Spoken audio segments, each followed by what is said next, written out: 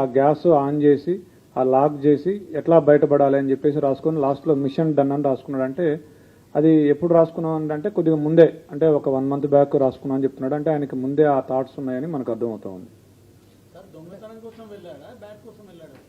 Bat దొంగతనం కోసం వెళ్ళాడు. లేదు, మనం ఎన్నిసార్లు అడిగినా మనీ గురించి చెప్పడం లేదు. నాకు ఆ బ్యాట్ యాక్చువల్గా ఏంటంటే డిసీజ్డ్ వాళ్ళ తమ్ముడు 6 years ఉంటాయి, ఆయన ఈయన కలిసి క్రికెట్ ఆడేవాళ్ళు.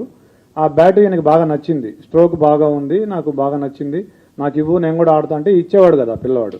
సో దాంతో నేను ఎట్లయినా దాన్ని సొంతం చేసుకోవాలనే ఆలోచనతో 2-3 daysగా ప్లాన్ చేస్తున్నాను చెప్పాడు. దానికోసం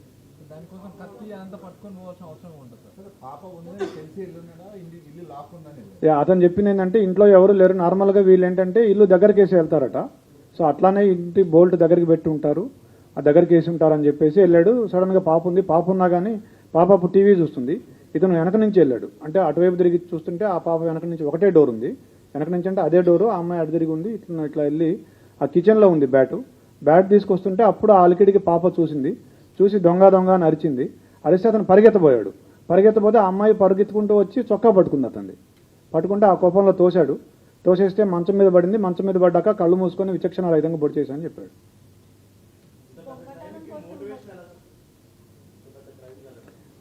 అతనికి బేసిక్గా ఈ ఓటీటీల్లో యూట్యూబ్లో ఈ క్రైమ్ థ్రిల్లర్స్, సస్పెన్స్ మిస్టరీలు చూసే అలవాటు బాగా ఎక్కువగా, దాదాపుగా ఒక 5-6 సంవత్సరాల నుంచి అదే పనిలో ఉన్నాడు. స్కూల్ కూడా ఎక్కువ వెళ్ళేవాడు కాదు, ఎప్పుడు ఏదో ఒక తన ఆలోచనలో తనుండి ఇలా ఊహించుకుంటూ ఉండేవాడు. అతనికి స్కూలు ఎగ్గొట్టే అలవాటు ఉండేది. స్కూల్కి వెళ్లకుండా క్రికెట్ ఆడుకోవడం, ఈ ఓటీటీ చూడడం, యూట్యూబ్ చూడడం, ఈ మిస్టరీస్ చూడడం అలవాటు ఉండేది అతనికి. అతను ఎవరైనా చూస్తే వాళ్ళని బెదిరించి రావడం, తర్వాత దాడి చేయటం, ఈ 2 ఉద్దేశాలతో కత్తి తీసుకుపోయినాడు.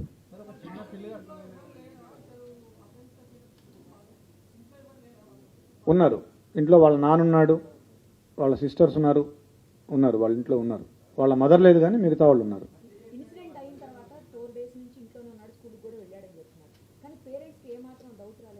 ఎస్, పేరెంట్స్ వాళ్ళ మదరు నిన్న మనం వాళ్ళ మదర్తో మాట్లాడినప్పుడు అనింది, ఫస్ట్ రోజే పోలీసులు ఈ హడావిడి అంతా చేసి నేను అడిగాను మా అబ్బాయిని, ఏరా నువ్వేమైనా చేసావని అడిగాను, ఒప్పుకోలేదు. 2వ రోజు కూడా అడిగితే ఏమా నువ్వే నన్ను పట్టించేటట్టున్నావే అని అన్నాడు, నీ మీద ఒకటి అన్నాడని చెప్పింది వాళ్ళ మదర్. పోలీసుల్ని ఆ రోజు మేము ఫస్ట్ రోజే అతన్ని క్వశ్చన్ చేసాం, ఎందుకంటే రెండింటికి జస్ట్ 2 అడుగుల దూరం ఉంటుంది, ఆ ఇంటికి ఈ ఇంటికి పిట్టగోడకి. మేము క్వశ్చన్ చేసాం ఆ ఇంట్లో ఉన్న వాళ్ళని, 3rd, 4th floor, వీళ్ళు 4th floorలో ఉంటారు, 3rd floor నుంచి వెళ్ళొచ్చు. పోలీసులకి మాకేం చెప్పాడంటే ఆ రోజు నాకు 10:15 ఆ టయానికి డాడీ అని గట్టిగా అరుపులు వినిపించాయి అని చెప్పాడు.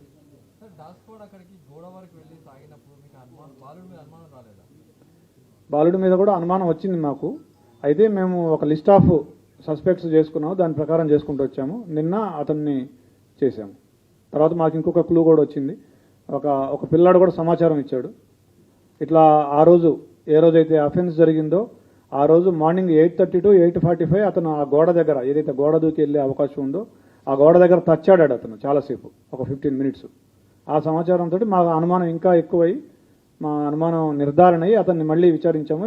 ఫస్ట్ ఇల్లు సెర్చ్ చేసాము. ఇల్లు సెర్చ్ చేస్తే మాకు ఈ లెటర్ దొరికింది, అతను రాసుకున్న లెటర్ ఏదైతే ఉందో అది. తర్వాత కత్తి కూడా దొరికింది, 3 కత్తులు ఉన్నాయి. ఏ కత్తి అంటే సార్ నల్ల కత్తి, నల్లపిడి ఉంటుంది, దానికి అంచు నల్లగా ఉంటుందని అతనే చెప్పాడు. ఆ కత్తి తీసుకొస్తే ఇదే అని చూపించాడు. బట్టలు ఏం చేశాడంటే అతను అఫెన్స్ చేయగానే ఆ కత్తి అక్కడే కడిగేసి గోడ దూకి మళ్ళీ ఇంట్లోకి వెళ్ళేటప్పుడు వాళ్ళ నాన్న సిస్టర్స్ ఉన్నారు, వాళ్ళు ఏమైనా చూస్తారేమో అని ఆరేసిన షర్ట్ తీసుకొని ఇట్లా అడ్డం పెట్టుకొని ఇంట్లోకి వెళ్ళి బాత్రూంలోకి వెళ్ళి స్నానం చేసి ఆ టీ-షర్టు ప్యాంటు 2 వాషింగ్ మెషిన్లో వేసాడు. But we found some slight blood on the clothes. We have called a special investigation team, forensic team. వాళ్ళు స్పెషల్ లైటింగ్, స్పెషల్ స్పెట్స్ వాడి they are able to found it. I also have seen it. Yes, అతనికి ఒక కుందేలు ఉండేది. ఆ రోజు ఆ కుందేలు కూడా చనిపోయింది. 11:30కి మేము టైం లేని కూడా తీసుకున్నాం అతని మీద అనుమానం వచ్చాక. అతను 11:30కి బయటికి వెళ్ళాడు ఇంట్లోంచి. 11:30కి ఆ కుందేలుని తీసుకుని డాక్టర్ దగ్గరికి వెళ్తే ఆ కుందేలు చనిపోయింది ఆ రోజు. ఆ స్టోరీ కూడా మాకు చెప్పాడు. 14 years. ఫింగర్ ప్రింట్స్ ఇంకా మొన్న నిన్ననే జరిగింది, ఇంకా వీఆర్ మ్యాచింగ్ ఇట్. లేదు,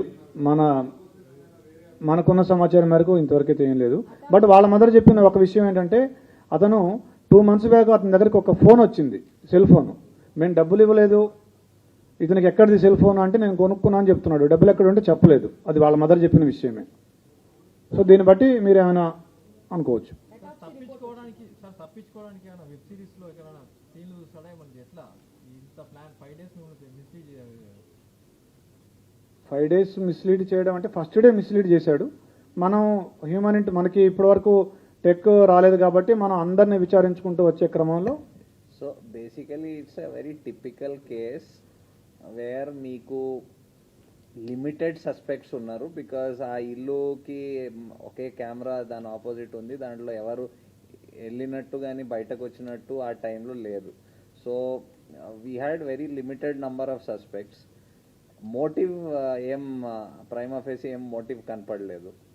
సో ఈ idea that somebody side building నుంచి దూకి రావచ్చు అని అది కూడా ఫస్ట్ డే వచ్చింది.